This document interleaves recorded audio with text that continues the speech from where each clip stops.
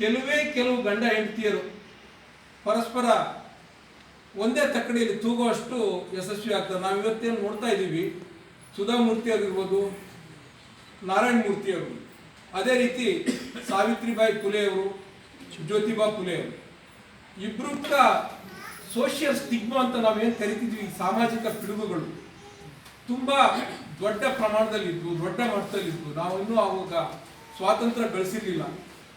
ಅವತ್ತಿಗೆ ಬಾಲ್ಯ ವಿವಾಹ ಇತ್ತು, ಸತಿ ಸಹಗಮನ ಪದ್ಧತಿ ಇತ್ತು, ಗಂಡ ಸತ್ತ ವಿಧವೆ ತಲೆ ಬೋಳಿಸ್ಕೋಬೇಕಿತ್ತು, ಅದೇ ಚಿತೆಗೆ ಹಾರಬೇಕಾಗಿತ್ತು.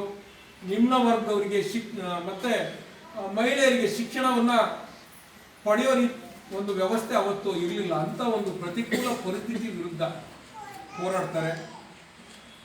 ಅಧಿಕೃತವಾಗಿ ಭಾರತದ ಮೊಟ್ಟ ಮೊದಲ ಮಹಿಳಾ ಶಿಕ್ಷಕಿ ಅಂತ ಅವ್ರನ್ನ ಆವತ್ತಿನ ಬ್ರಿಟಿಷ್ ಸರ್ಕಾರ ಘೋಷಣೆ ಮಾಡುತ್ತೆ. ಸೊ ಈ ಒಂದೆರಡು ಬಹಳ ಕ್ರಾಂತಿಕಾರಿಕ ಬದಲಾವಣೆಗಳನ್ನು ತಂದಿದ್ದಕ್ಕಾಗಿ ಇವತ್ತು ಕೂಡ ಅವರು ಪ್ರಸ್ತುತ ಅನ್ನಿಸ್ತಾರೆ. ನನಗೇನು ಹೆಚ್ಚಿಗೆ ಗೊತ್ತಿಲ್ಲ. ನಮಗೆ ಸತೀಶ್ ಅವರು ಇನ್ವಿಟೇಷನ್ ಕಳಿಸಿದ್ರು. ಫೋನ್ ಮಾಡಿ ತಾಲೂಕಿನ ಶಿಕ್ಷಕರು ಶಿಕ್ಷಕಿಯರು ವಿಶೇಷವಾಗಿ ಬಹಳ ಉತ್ತಮವಾಗಿ ನಮ್ಮ ಏನೊಂದು ಶೈಕ್ಷಣಿಕ ರಿಸಲ್ಟ್ ಬರಲಿಕ್ಕೆ ಕೆಲಸ ಮಾಡ್ತಿದ್ದೀರಿ. ಈ ಒಂದು ಕಾರ್ಯಕ್ರಮಕ್ಕೆ ನನ್ನನ್ನು ಆಹ್ವಾನಿಸಿದ್ದಕ್ಕೆ, ಈ ಒಂದು ಕಾರ್ಯಕ್ರಮದಲ್ಲಿ ಮಾತಾಡಲಿಕ್ಕೆ ಅವಕಾಶ ಮಾಡಿಕೊಟ್ಟಿದ್ದಕ್ಕೆ ಎಲ್ರಿಗೂ ವಂದಿಸ್ತೀನಿ. ಅದೇ ರೀತಿ ಏನು 18 ಕ್ಲಸ್ಟರ್ಗಳಿಂದ 18 ಮಹಿಳಾ ಶಿಕ್ಷಕರು ಜಾಸ್ತಿ ಆಗುತ್ತೆ.